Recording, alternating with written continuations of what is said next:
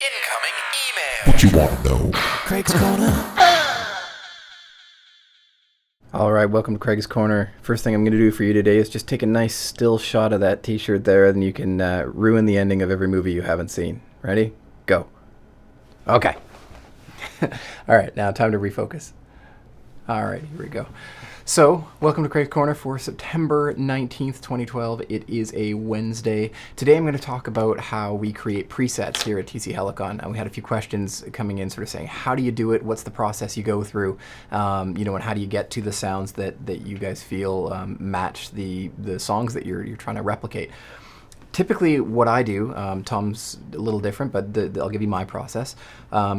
I'll take a listen to the song, just listen to it a couple of times through, and I'll try and identify really quickly, what's the most obvious effect? Is it a big harmony? Is it a transducer? Is it something really obvious that I can say, hey, that's what I'm going to stick on the hit button or in the second step if it's, say, for Voice Live 2 or Rack or something like that. And I kind of hone in on what the difference is between the verse sound and the chorus sound, or the sound that is the normal sound, and then this other effect that I've identified. At that point, I kind of determine whether or not I'm going to need to make more than one preset. In the case of something like Play in GTX, where you often have, say we've got a reverb in a verse and we want to add a transducer sound, but we also have a harmony in the chorus. I can't do that with the hit button with only being able to add one, or you make it a few things at a time, but only one time. So what I would do is I would create a preset that has a verse sound with the transducer on the hit, and then I would make that same verse sound again, or maybe a slightly different one, with a harmony or whatever the chorus effect is on another preset, so I can move to it and then hit the hit button again. So you're gonna have to kind of determine how many bits are there in the song, that you want to really focus in on, and make presets that you can move between using both the hit button and the preset changes themselves. So when it comes to actually making the preset, I typically start with spatial effects. So stuff like reverb and delay.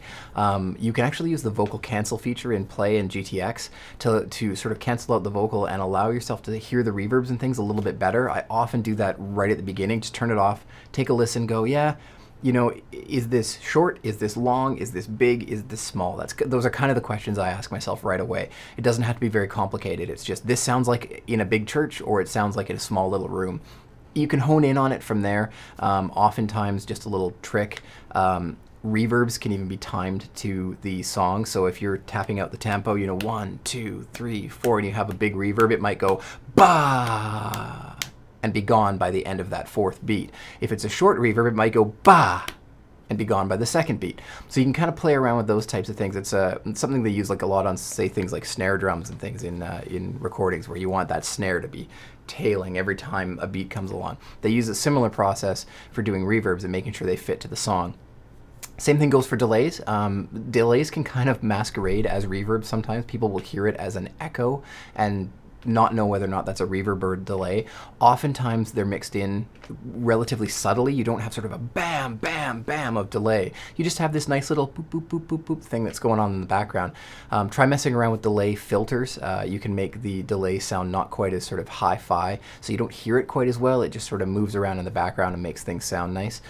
So once I've kind of messed around with the delay and the reverb and figured out how things sit in space, then I just hone in on, does the voice sound doubled? It's pretty obvious when you hear a big double in a song. It's either an obvious effect in a verse, something that's doubled all the time. A good example would be like The Offspring. That guy has a very doubled voice all the time. I don't know, that's kind of flashback to the 90s, but whatever. It's the first one I could think of off the top of my head. The other thing you want to look at is the doubling coming on in the chorus, or is it on all the time? So if it's coming on in the chorus, it might be that it thickens up a little bit just to get power over the song. So that's where I'll determine whether or not I'd put something like a double turned on all the time to go through verses and choruses, or if I'd maybe attach it to the hit button.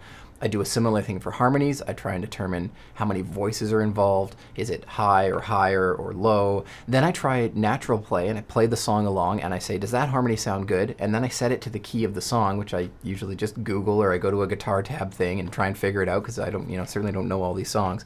And I say, hey, what's the key of this song? And I set it to that key, and I say, how does that sound? Do I like that harmony that's generated better? And sometimes I'll use fixed key, and sometimes I'll use natural play. Same thing goes for micro mod. I often use Micromod to kind of cheat in a little bit of a larger sound, especially on playing GTX that doesn't have 4 voices. If you sneak in a little bit of Micromod wider or a little bit of Micromod clone, that can really help you to get a sort of a wider spatial sense in your harmonies, especially if you are using a single harmony, because the way we've got them panned is any of the single harmonies are in the middle, and if we have an above and below harmony, they're actually panned on the outside. So because you don't have that control in playing GTX, I often use that Micromod wider to just spread things out. Yeah, covered transducer. HardTune is quite obvious. If it's hard-tuned, it's hard-tuned. If it's a country song like Rascal Flatts or something, I use Country Gliss on that, because they do sort of have a bit of an auto-tune sound going on to them. Could be that they're just fantastic at harmonizing, but I suspect there's an effect going on there as well. But that's a good effect to chuck in there. Sometimes you can get away with things like drone and robot and that kind of stuff. I remember doing the preset for Beastie Boys with Intergalactic, where they have that, intergalactic planetary. Great example, Craig. At the beginning of the song. And so, I worked with drone to try and figure out how to make that work.